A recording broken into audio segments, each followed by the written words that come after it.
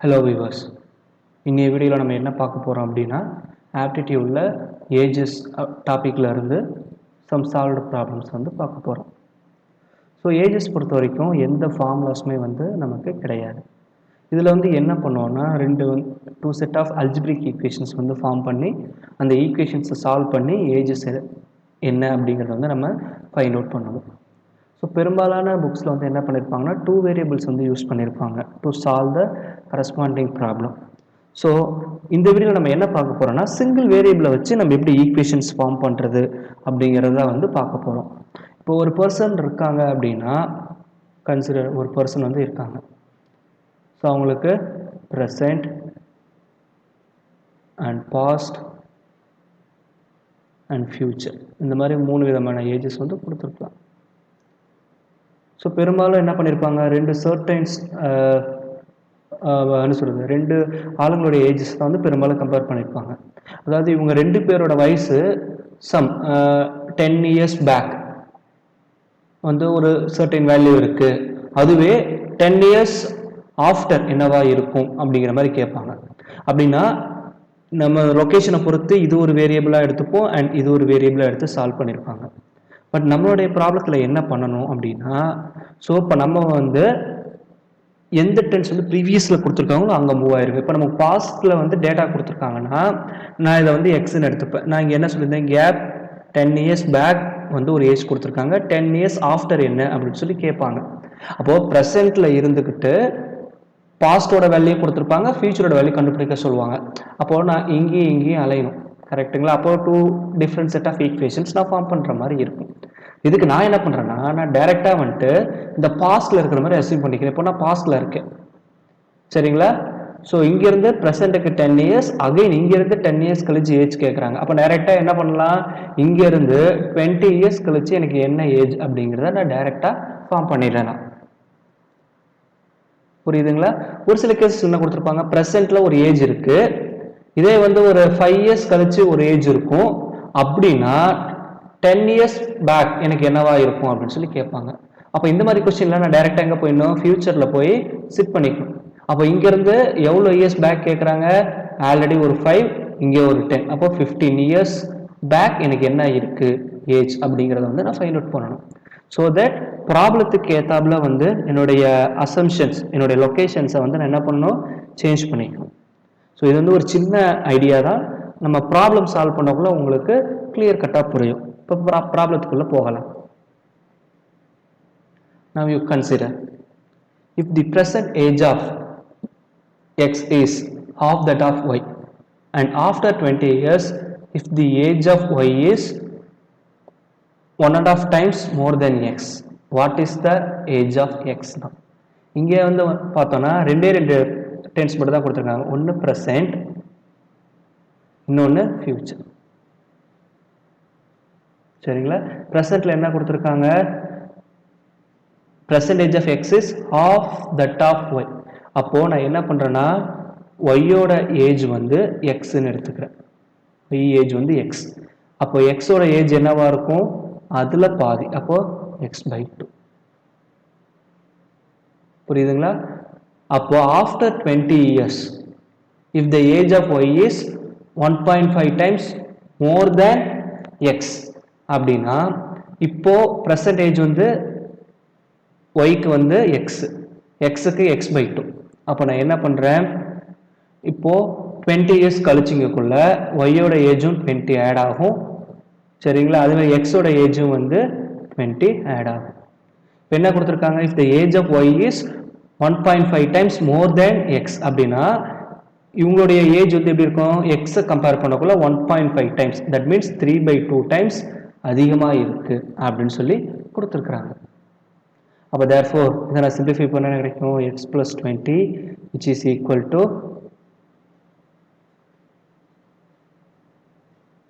3x divided by 4 plus 30. அப்போ therefore இதை ஈக்குவலுக்கு இந்த நான் கொண்டு போகிறேன்னா எனக்கு என்ன கிடைக்கும், x minus 3x/4 which is equal to 10. Therefore x/4 equal to 10. So therefore x is equal to 40. இதில் எக்ஸுங்கிறது யாரோட ஏஜ் அப்படின்னு சொல்லியிருந்தேன், ஒய்யோடைய ஏஜ். அப்போது எக்ஸோட ஏஜ் வந்து என்னவா இருக்கும் ப்ரெசென்ட்டில், x/2 அப்படின்னா 40/2 = 20. அப்போது இப்போ எக்ஸோட ஏஜ் வந்து என்னவா இருக்கும், which is equal to 20. that is the answer. So இங்கே வந்து ஒரே ஒரு வேரியபிள் தான் நான் யூஸ் பண்ணியிருக்கேன். So next problem. Okay, now father is age 3 times more than his son Ronit. After 80 years he would be 2.5 times of Ronit age. After further 80 years how many times he would be Ronit age அப்படின்னு சொல்லி கொடுத்துருக்குறாங்க. என்ன கொடுத்துருக்காங்க அப்படின்னா, father is aged 3 times more than his son's Ronit. அப்படின்னா எனக்கு father age and Ronit கொடுத்துருக்காங்க.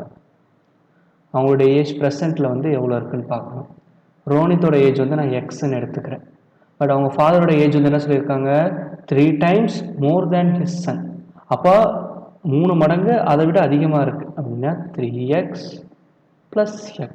அதுதான் concept, which is equal to 4x. அவங்க ஏஜை விட 3 மடங்கு அதிகமாக இருக்குது அப்படின்னா 3 times அதிகமான ஏஜ் வந்து இருக்குது. இப்போ 3x + x அப்படின்னு சொல்லி போட்டுக்கணும். இப்போ இதிலிருந்து ஒரு 8 years கேப், சரிங்களா? அப்போ அவனோட ஏஜ் எவ்வளோவா இருக்கும், 4x + 8, இங்கே x + 8. அகைன் இங்கேருந்து ஒரு 8 years கேப், அப்போ இவங்களோட ஏஜ் என்னவா இருக்கும், 4x + 16, இங்கே x + 16.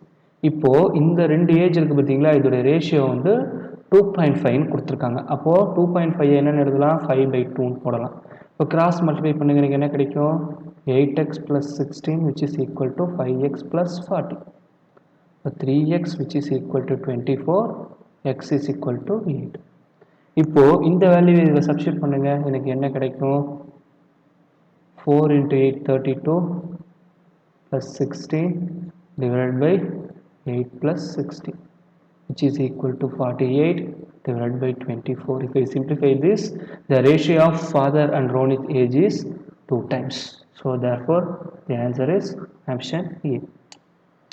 ஸோ கொஸ்டினை வந்து தெளிவாக படிக்கணும் சார். அவன் 3 டைம்ஸ்னு கொடுக்குறாங்களா இல்லை 3 times more than கொடுக்குறாங்களா, அந்த சிங்கிள் வேர்டு வந்து எனக்கு மாறும், சரிங்களா? வெறும் 3 times அப்படின்னு சொல்லி கொடுத்தாங்கன்னா 3xன்னு எடுத்துக்கணும்.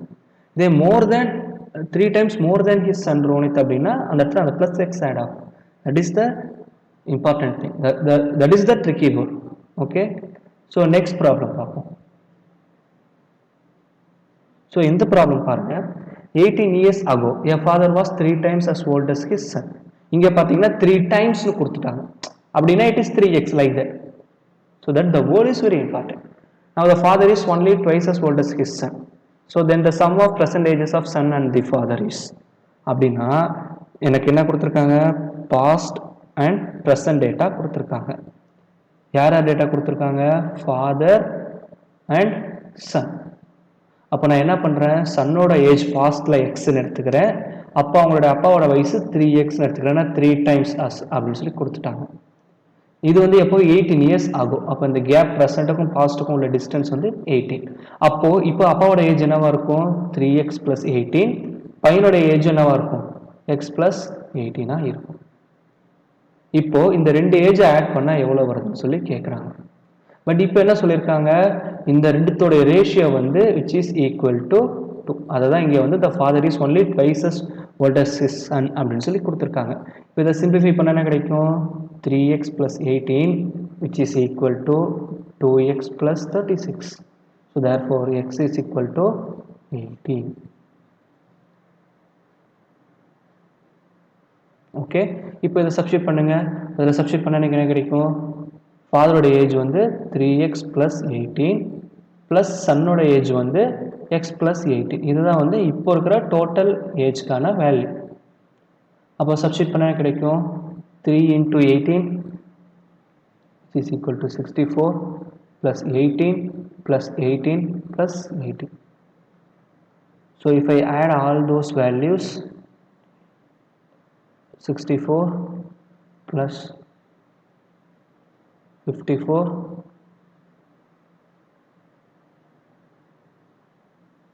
sorry, it is 54. It is 54. If I add those values, it is 190. So that the option is option D. Okay, so then I move on to the next problem.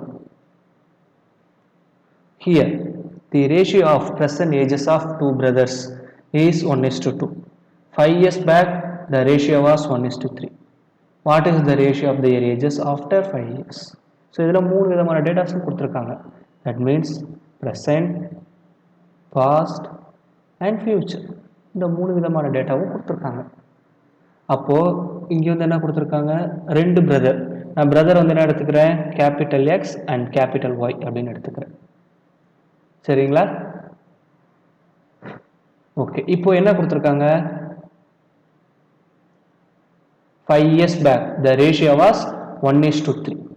அப்படின்னா எக்ஸோட ஏஜ் வந்து எக்ஸ்ன்னு எடுத்துக்கிறேன், ஒய்யோட ஏஜ் 3x அப்படின்னு எடுத்துக்கிறேன். அப்போ இதோட ரேஷியோ பண்ணால் எனக்கு என்ன கிடைக்கும், 1:3 கிடைக்கும். அதனால் இங்கே எக்ஸ் 3x அப்படின்னு கன்சிடர் பண்ணுறேன். இப்போ பாஸ்ட்டுக்கும் ப்ரெசண்ட்டுக்கும் உள்ள கேப் எவ்வளோ அப்படின்னு சொல்லி பார்த்தோன்னா 5 years. அப்போ இங்கே 5 years. அப்போ இங்கே என்ன வரும், எக்ஸ் ப்ளஸ் 5ன்னு வரும், இங்கே 3x + 5ன்னு வரும். இப்போது இங்கே நான் ரேஷியோ எடுக்கிறேன்னா அதோட ரேஷியோ எதுக்கு ஈக்குவலாக இருக்குது, 1:2 ஆர் 1/2 இப்படி இதுக்கு ஈக்குவலாக இருக்குது. இப்போ என்ன கேட்குறாங்க, அடுத்த 5 years கழிச்சு என்னவா இருக்கும்னு கேட்குறாங்க. அப்போது இங்கே ஒரு 5 years எனக்கு ஆட் ஆகுது. எனக்கு என்ன வரும், எக்ஸ் + 10 / 3x + 10. இதோட ரேஷியோ என்னன்னு கேட்குறாங்க. இப்போ இதை சால்வ் பண்ணுங்கள், கிராஸ் மல்டிப்ளை பண்ண என்ன கிடைக்கும், 2x + 10 which is equal to 3x + 5. So therefore x is equal to 5. இப்போ இதை இங்கே சப்ஸ்டிட்யூட் பண்ணுங்க, எனக்கு கிடைக்கும் 5 + 10 which is equal to 15 and similarly 3 × 5 + 10. So therefore 15 / 25. So which is equal to 3/5. So therefore 3:5 ரேஷியோவில் இருக்கும். Okay, then I move on to the next problem. It is very simple. இந்த மாதிரி சிங்கிள் வேரியபிள் வச்சு நீங்கள் work out பண்ணிங்கன்னா ரொம்ப சிம்பிளாக இருக்கும். Now you consider this problem. The percentages of x and y are in the ratio 5/6 or 5:6. 7 years hence na next. The ratio will be 6:7. So what is the present age of x in years? அப்படின்னா இங்கே ரெண்டு data தான் கொடுத்துருக்காங்க, ஒன்று present இன்னொன்று future. இப்போது X Y, இப்போ இவங்களோட ஏஜ் என்ன கொடுத்துருக்காங்க, 5:6 ரேஷியோவில் இருக்குது. அப்படின்னா இவங்க எக்ஸ் வந்து 5xன்னு எடுத்துக்கலாம், ஒய் வந்து 6xல இருக்காங்க. ஸோ தேர்ஃபோர் ரேஷியோ வந்து 5:6ன்னு வரும். எவ்வளோ இயர் கேப் கொடுத்துருக்காங்க, 7 years. அப்போ 7 years கழிச்சு இவங்களோட ஏஜ், எக்ஸோட ஏஜ் வந்து என்னவாக இருக்கும், 5x + 7, ஒய்யோட ஏஜ் வந்து 6x + 7. அப்போது இவங்க ரெண்டு பேரோட ரேஷியோ வந்து என்ன சொல்கிறாங்க, 6/7 அப்படின்னு சொல்லியிருக்காங்க. அதுதான் 6:7. இப்போ கிராஸ் மல்டிப்ளை பண்ணுங்க, எனக்கு என்ன கிடைக்கும், 35x + 49 which is equal to 36x + 42. So therefore if I rearrange this equation, x is equal to 7. Okay, இப்போ என்ன கேட்டிருக்காங்க, percentage of x. இப்போ percentage of x க்கு ஃபார்முலா என்ன, 5x. இப்போ 5 × 7 35. So that the answer is 35. Once நீங்கள் கரெக்டாக அந்த ஈக்குவேஷன் ஃபார்ம் பண்ண தெரிஞ்சதுன்னா ஏஜஸ் வந்து ரொம்ப ரொம்ப ரொம்ப சிம்பிளான டாபிக். ஓகே, ஸோ இன்னும் டிஃப்ரெண்ட்டான ப்ராப்ளம்ஸோட நம்ம நெக்ஸ்ட் வீடியோவில் பார்ப்போம். தேங்க்யூ.